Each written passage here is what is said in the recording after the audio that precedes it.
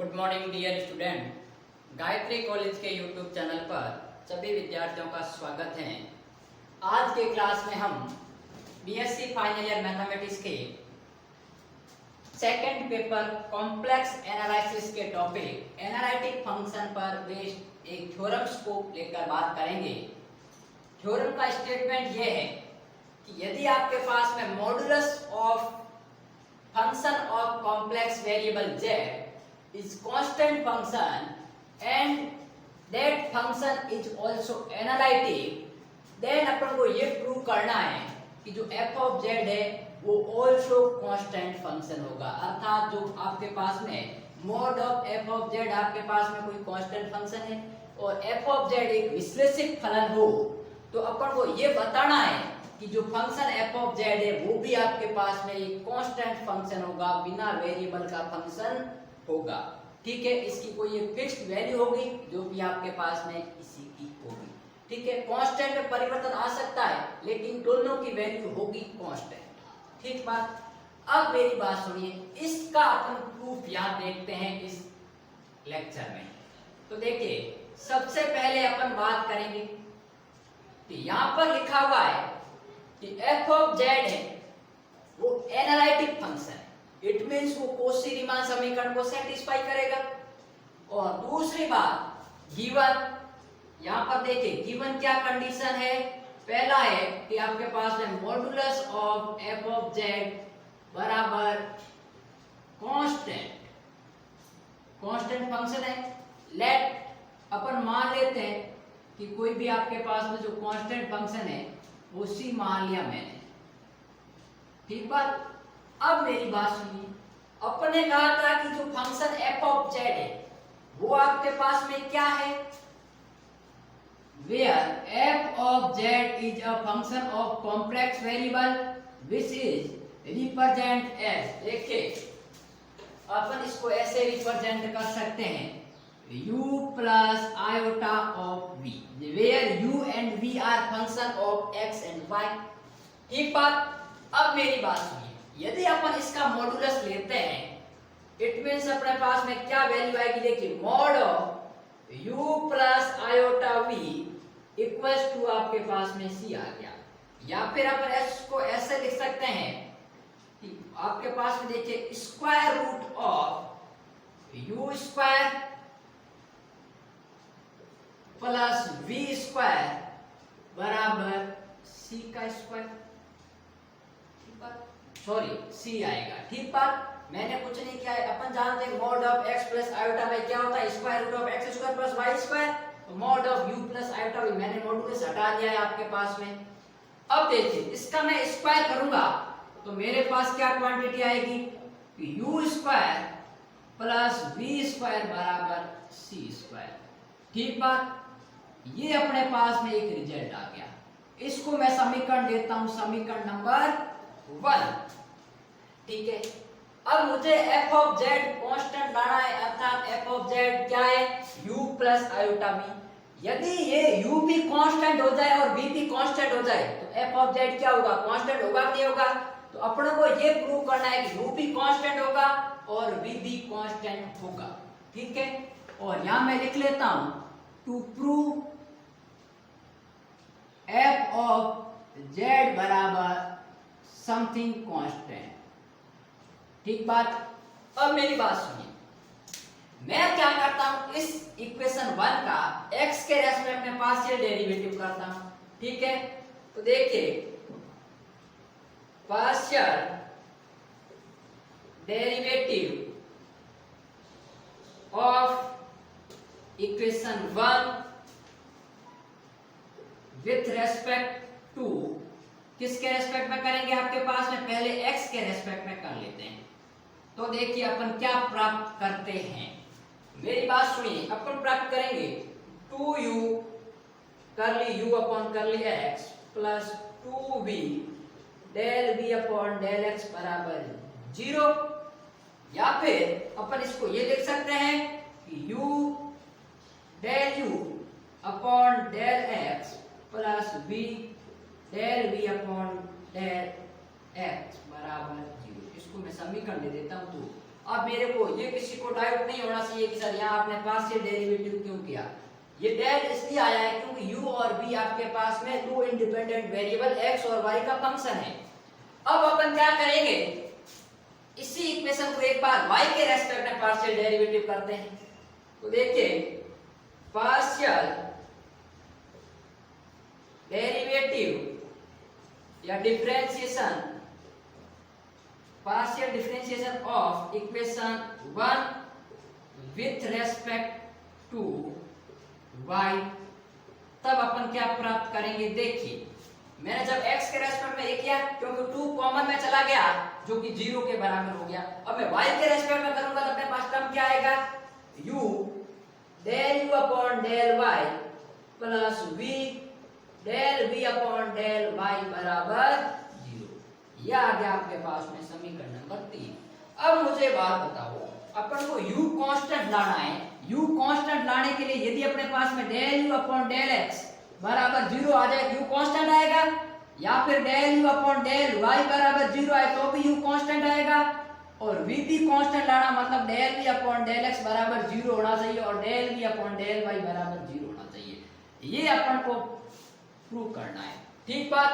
अब मेरी बात सुनिए, del u upon del x 0 कब हो सकता है, तब इस पूरी इक्वेशन को मैं u के टर्म में पहले कन्वर्ट करूं और इसको भी u के टर्म में, और फिर इनको अपन क्या करें, जोड़े या घटाएं। अब मेरी बात सुनिए, उसने लिखा है कि f ऑफ z एक एनालिटिक फंक्शन है। यदि f ऑफ z एनालिटिक है तो कोशी-रीमान समीकरण को सेटिस्फाई करेगा। सिंस यहां लिखते हैं अपन, since f of z is analytic function, analytic function, ठीक है, therefore it satisfies, therefore it satisfies या satisfied कोशी-रीमान इक्वेशन, ठीक है, अपन को कोशी-रीमान इक्वेशन सेटिस्फाई करेगा। अब अपन को पता है कोशी-रीमान समीकरण क्या होता है, del u upon del x बराबर del v upon del y and del u upon जो del y होगा वो minus time del v upon del x होगा। इसको मैं समीकरण देता हूँ 4। अब मैं देखिए समीकरण 4 का समीकरण 2 और 3 में प्रयोग करूंगा, ये टोटली u या v में कन्वर्ट हो जाएगा, क्योंकि मुझे u में कन्वर्ट करना, del v upon del x और del v upon del y की वैल्यू यहाँ से रखूंगा, ठीक बात।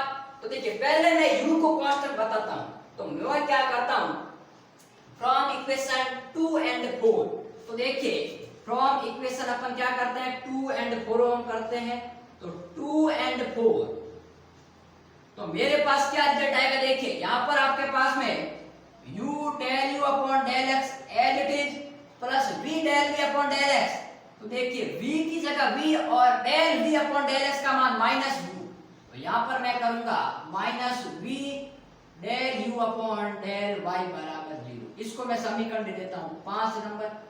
अब मैं क्या करता हूँ, इसमें यूज करता हूँ from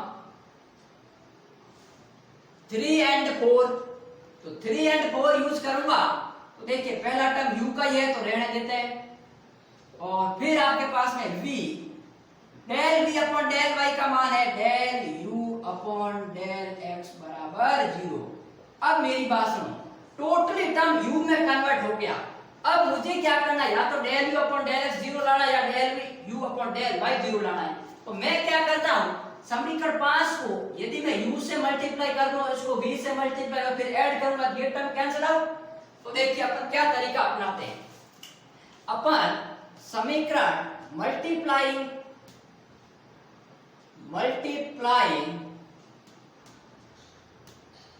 5 by u and 6 by v and then adding, ठीक है। तो देखिए आपके पास में क्या रिजल्ट आएगा, अपन यदि ऐड करते हैं तो v ऑब्टेन, अपन ऑब्टेन क्या करेंगे, मेरी बात सुनिए, अपन यहाँ पर आगे इसको स्टार्ट यहाँ से करते हैं, ठीक बात। अब बात इसको अपन थोड़ा सा यहां से इसको सेपरेट कर देते हैं। ठीक बात। अब बात सुनिए, अपन ने क्या कहा है कि इसको u से मल्टीप्लाई करो, ये टर्म क्या आएगा, u square del u upon del x minus ये v तो u y u v del u upon del y plus इसको अपन मल्टीप्लाई करके ऐड कर रहे हैं, तो ये इसको किससे मल्टीप्लाई कर रहा हूं, v से, तो v इंटू यू, देखिए ये आपके पास में पहले u है, तो u इंटू v क्या होगा, uv, तो uv del u upon del y और प्लस ये हो जाएगा v into v, v square, तो ये हो जाएगा v square del v upon del y। ठीक बात। और बराबर अपने पास में क्या है, जीरो है, सॉरी यहाँ del u upon del x है, तो मैं इसको थोड़ा सा रफ करके यहाँ नीचे लिख लेता हूं ताकि आपको समझने में दिक्कत नहीं हो। v square del u upon del x बराबर जीरो, ये टर्म कैंसिल आउट, तो अपने पास में रिजल्ट क्या रहा, u square plus v square into del u upon del x बराबर जीरो। ठीक बात। सिंस अपन ने देखा कि जो u square plus v square का मान क्या है, c स्क्वायर, तो मैं इसको ऐसा लिख सकता हूं और करके कि c square del u upon del x है वो आपके पास में जीरो है, implies that del u upon del x zero होगा, क्योंकि चूंकि c square is not equal to zero. ठीक बात। तो इंप्लाइज दैट क्या हो जाएगा अपने पास में कि यहां पर आपके पास में जो del u upon del x zero के केस में u बराबर कांस्टेंट आएगा। ठीक है, एक क्वांटिटी अपने पास में कांस्टेंट आ गई। अब मेरी बात सुनिए, मैंने इस बार क्या किया था, अब यदि मैं del u upon del y zero करना है तो मुझे del u upon del y कौन सा टर्म है, देखिए इसमें ये टर्म है और ये टर्म है, इसको रखना है, तो इस बार मैं क्या करूंगा, इसको v से मल्टीप्लाई करवाऊंगा और इसको किससे करवाऊंगा, u से। ध्यान दीजिए, इसको मैं v से मल्टीप्लाई करवाऊंगा और उसको u से, और फिर अपन क्या करेंगे, सब्सट्रैक्ट करेंगे, तो देखिए आपके पास में जो रिजल्ट आएगा वो आपके पास में आएगा del u upon del y बराबर जीरो। और फिर अपन देखिए del v upon del x भी अपन को जीरो करना है, तो del v upon del x zero करने के लिए मुझे क्या करना है, इन कॉची-रीमान समीकरण का जो कि इक्वेशन नंबर 4 है, इसका वापस 2 और 3 में प्रयोग करके इसको मुझे v में कन्वर्ट करना, del v upon del x something कुछ। ठीक है, और वहां से यदि आपके पास में जो del v upon del x और del v upon del y में 2 इक्वेशन आएगी और उसमें से एक को u से और एक को v से मल्टीप्लाई करके ऐड करेंगे तो एक टर्म आएगा और दूसरी बात सब्स्टिट्यूट करेंगे तो दूसरा टर्म आएगा। लेकिन जब आपके पास में क्वेश्चन ये थ्योरम 4 नंबर में आती है तो यहाँ पर del u upon del x zero कर दो और फिर सीधा लिख लो सिमिलरली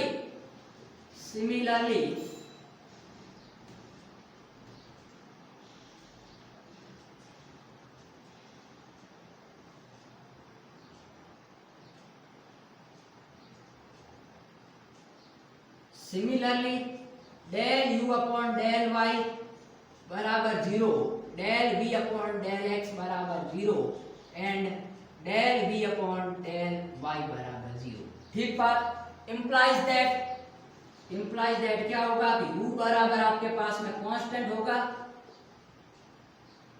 ठीक, and v equals to v आपके पास में क्या होगा, कांस्टेंट होगा। यदि u और v कांस्टेंट है, हेंस जो आपके पास में फंक्शन है f ऑफ z वो आपके पास में क्या है, u प्लस आयोटा v। ठीक बात।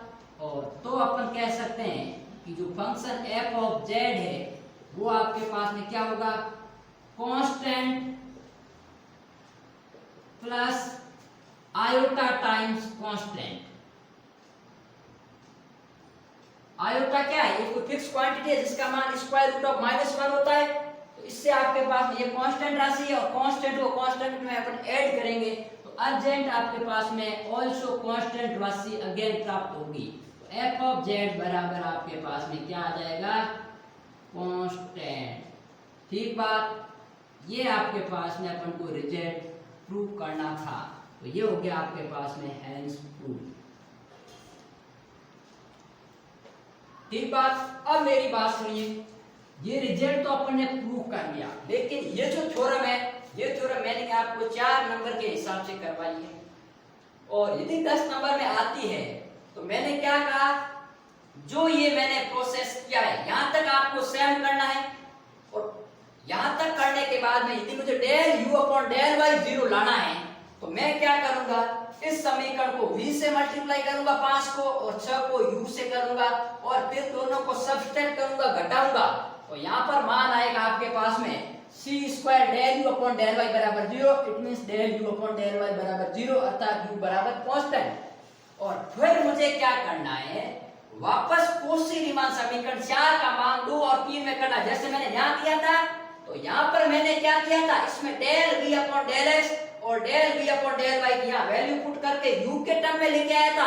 अब मुझे del v upon del x चाहिए, अर्थात कोशी-रीमान समीकरण 4 का मान मैं 2 और 3 में रख के क्या करूंगा, ये भी v में टर्म में लाऊंगा, ये पीछे वाला तो v में है ही, लेकिन अपन क्या करेंगे, del u upon del x की जगह मैं क्या रखूंगा, del u upon del x की जगह del v upon del y, और यहाँ del u upon del y की जगह रखूंगा minus del v upon del x।